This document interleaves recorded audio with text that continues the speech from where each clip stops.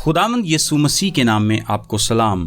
سوال و جواب کے سلسلے میں آج ہم اس بات پر غور کریں گے کہ کیا یسوع مسیح یہودی روایات یا زبانی توریت کو جو کہ بعد میں تالمود کی صورت میں لکھی گئی مانتے تھے؟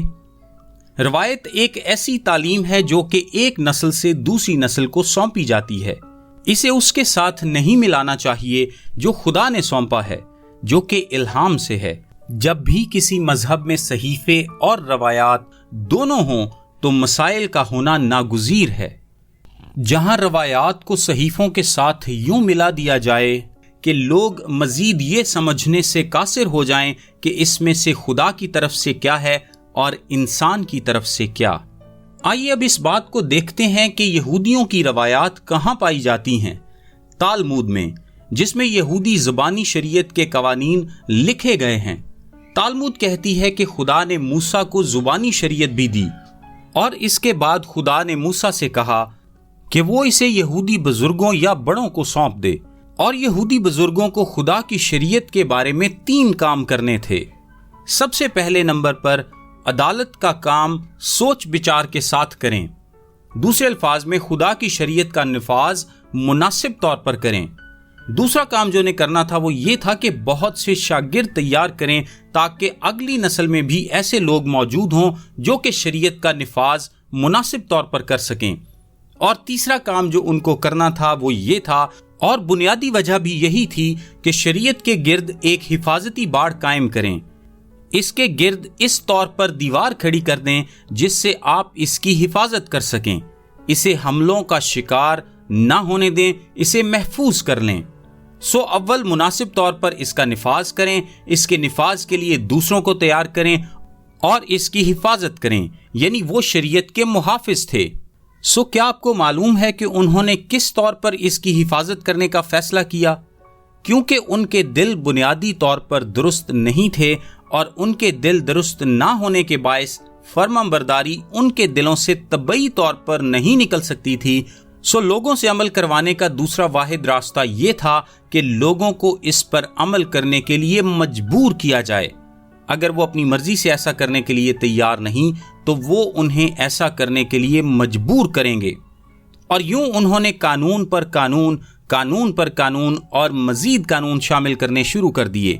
پھر وہ ان قوانین کے روحانی نفاذ کرنے والے بن گئے، اور وقت گزرنے کے ساتھ ساتھ اس باڑ کی اونچائی بڑھانے کے لیے تختیوں میں مزید اضافہ ہوتا گیا، اور یہ مزید مزید مزید مزید بڑھتی گئیں، اور آخر کار اس کا نتیجہ یہ نکلا کہ خدا کی شریعت مکمل طور پر چھپ گئی۔ اب وہ واحد چیز جسے لوگ دیکھ پاتے تھے وہ تھی اس باڑ کی تختیاں، یعنی وہ قانون جو لوگوں نے بنائے تھے۔ اب وہ خدا کی شریعت نہیں دیکھ پاتے تھے۔ اب باڑ کی وہ تمام تختیاں جن کا کام یہ تھا کہ شریعت کی حفاظت کریں، انہوں نے دراصل شریعت کو بالکل پوشیدہ کر دیا۔ یہی بزرگوں کی روایات کہلاتی ہیں۔ پرانے حکیم خردمندوں نے انہیں ترتیب دیا اور کہا، یہ ہے وہ جو ہم چاہتے ہیں کہ تم کرو۔ چال چلن کے اصول یہی ہیں۔ بس آپ دیکھ سکتے ہیں کہ وہ بہت سے روایتی قوانین کے پابند تو تھے، تاہم خدا کے کلام کے نہیں۔ ان کی رسمیں اور روایات ایک طرح سے سچائی اور راست بازی کے خلاف کھڑی تھیں۔ اب یسوع کی زمینی خدمت کے دوران مذہبی روایات اپنے زوروں پر تھیں۔ وہ اکثر ان الفاظ سے مذہبی رہنماؤں کو جھڑکتا تھا۔ لکھا ہے، تم خدا کے کلام کو اپنی روایت سے جو تم نے جاری کی ہے باطل کر دیتے ہو۔ مرکز 7:13 آیت۔ فقیہوں اور فریسیوں نے خدا کے کلام میں خود کی اتنی زیادہ تعلیمات شامل کر دی تھیں کہ عام لوگ پریشان اور ان کی فرمانبرداری کرنے سے قاصر تھے۔ مرکز 7:6-8 آیت میں یسوع نے مذہبی رہنماؤں کو ملامت کرنے کے لیے یسایہ کا حوالہ دیا۔ لکھا ہے، یسایہ نے تم ریاکاروں کے حق میں کیا خوب نبوت کی، جیسا کہ لکھا ہے، یہ لوگ ہونٹوں سے تو میری تعظیم کرتے ہیں لیکن ان کے دل مجھ سے دور ہیں، اور یہ بے فائدہ میری پرستش کرتے ہیں کیونکہ انسانی احکام کی تعلیم دیتے ہیں۔ ذرا غور کریں کہ لکھا ہے انسانی احکام، اور یہ انسانی احکام یوں سکھائے جا رہے تھے جیسے کہ یہ الہامی ہوں۔ وہ صحیفوں کے بارے میں اتنے فکر مند نہ تھے جتنا کہ اپنی روایت کے بارے میں۔ انہوں نے اپنی روایت کو صحیفوں کے برابر کی تعلیم بنا دیا تھا۔ مثال کے طور پر مرکز میں لکھا ہے، انہوں نے پیالوں، لوٹوں اور تانبے کے برتنوں کو دھونے کے لیے بہت سی طرح کے قوانین بنا لیے تھے۔ دراصل مشنا میں 30 اسباق محض پیالوں اور برتنوں کی رسمی دھلائی اور صفائی کے بارے میں ہیں۔ کیا واقعی آپ سوچ سکتے ہیں کہ 30 اسباق؟ کیونکہ اس کا تعلق محض صفائی سے نہیں بلکہ مذہبی رسمی پاکیزگی سے تھا۔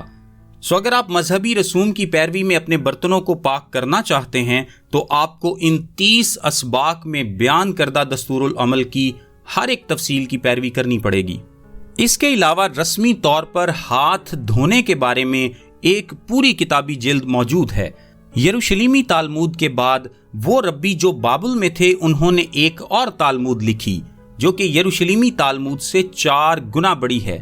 اب اس میں حیرت کی کوئی بات نہیں جب یسوع نے کہا، تم ایسے بوجھ جن کو اٹھانا مشکل ہے آدمیوں پر لادتے ہو، اور آپ ایک انگلی بھی ان بوجھوں کو نہیں لگاتے۔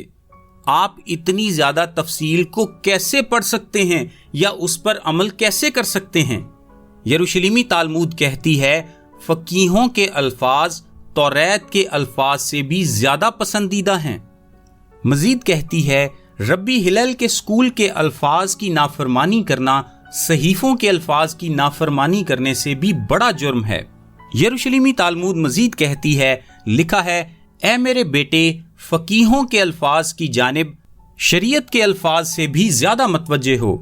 یسوع نے اس بات سے انکار نہیں کیا کہ وہ روایت کا توڑنے والا ہے، اس نے انہیں باقاعدہ توڑا، اس نے بنا کسی لحاظ کے اسے توڑا۔ اس کی نگاہ میں ان کے روایتی نظام کی کوئی قدر نہیں تھی، اس نے اسے نظر انداز کیا اور ایک غیر ضروری چیز سمجھا۔ یہ روایتی نظام بے معنی تھا، یہ مجرم ٹھہرانے والا تھا، یہ سچ کو مٹانے والا نظام تھا۔ جو کچھ شاگرد کر رہے تھے، یعنی بغیر ہاتھ دھوئے کھانا کھانا، وہ ایک مسئلہ نہیں تھا، تاہم جو فریسی اور فقیہ کر رہے تھے وہ ایک بڑا مسئلہ تھا۔ وہ واقعی اپنے دھلے ہوئے ہاتھوں کے ساتھ جہنم میں جانے والے تھے، اور یسوع نے انہیں ان کی ریاکاری کی ایک مثال دی۔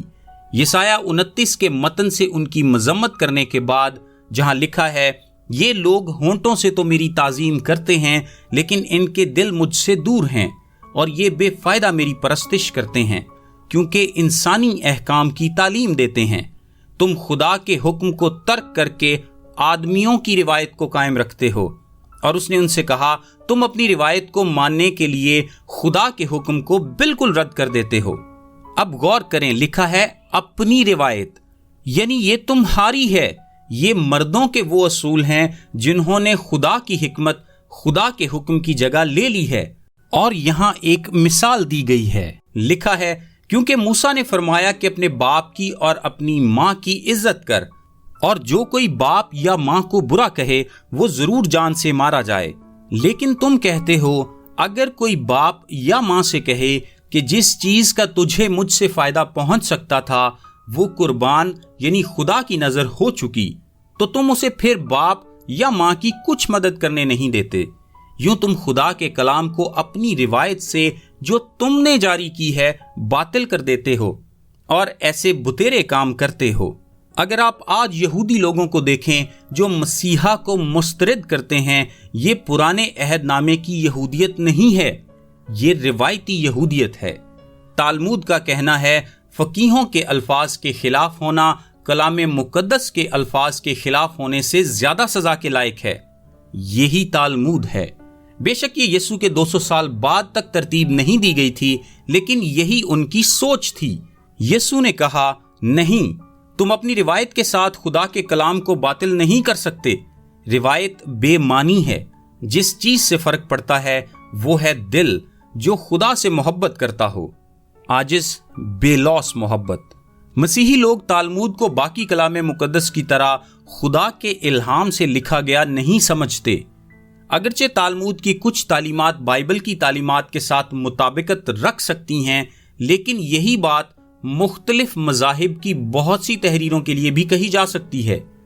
مسیحیوں کے لیے تالمود کا مطالعہ یہودیوں کی روایات، تاریخ اور تفسیر کے بارے میں مزید جاننے کے لیے ایک زبردست طریقہ ہو سکتا ہے، لیکن تالمود کو خدا کا مستند کلام ہرگز نہیں سمجھنا چاہیے۔ میرا نام تابش قاضی ہے اور یہ پیغام آپ کو ڈیلی ورسز کی جانب سے پیش کیا گیا ہے۔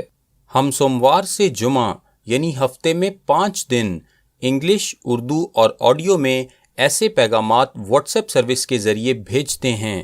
اگر آپ اپنے نمبر پر یہ سروس حاصل کرنا چاہتے ہیں تو ابھی اپنا نام اور شہر کا نام لکھ کر 0333 80 20 972 973 یا پھر 974 پر واٹس ایپ میسج کریں۔